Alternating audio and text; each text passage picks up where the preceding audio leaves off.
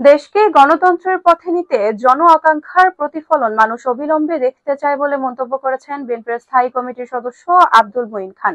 তিনি বলেছেন, ২০২৫ সালে এসে নতুন প্রজন্মের ভোট দেওয়ার যে আকাঙ্ক্ষা, মানুষের যে প্রত্যাশা, সে প্রত্যাশার প্রতিফলন কিন্তু বাংলাদেশের মানুষ অবিলম্বে দেখতে চায়। আজ বৃহস্পতিবার রাজধানীর রমনা ইঞ্জিনিয়ার্স ইনস্টিটিউশনে এক আলোচনা সভায় তিনি একথা বলেন। আন্তর্জাতিক মাতৃভাষা দিবস উপলক্ষে বিএনপির এ সভার আয়োজন করে। ছাত্র জনতার আন্দোলনের মূল আকাঙ্ক্ষার কথা তুলে ধরে মঈন খান বলেন, আজকে জনগণ দেশ পরিচালনার জন্য অন্তর্বর্তী সরকারকে দায়িত্ব দিয়েছে, একই সঙ্গে গণতন্ত্র ফিরিয়ে আনারও দায়িত্ব দিয়েছে। এই দায়িত্ব সরকার কতটা সঠিকভাবে পালন করছে কি করছে না, এটা কিন্তু মানুষ পর্যবেক্ষণ করছে। আজকে যাকে ভালোবাসে তারা যখন ক্ষমতায় যায়, তখন এই একই জনতা কিন্তু তাদের জবাবদিহির জন্য আবার ফুঁসে ওঠে।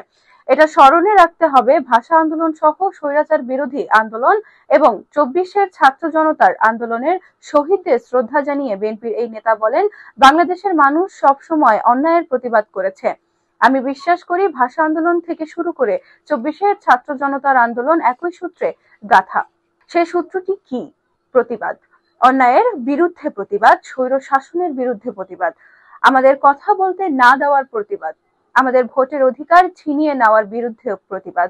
আজকে আমরা যে পর্যায়ে এসেছি, আসুন আমরা এই বাংলাদেশকে নতুন করে গড়ে তুলি।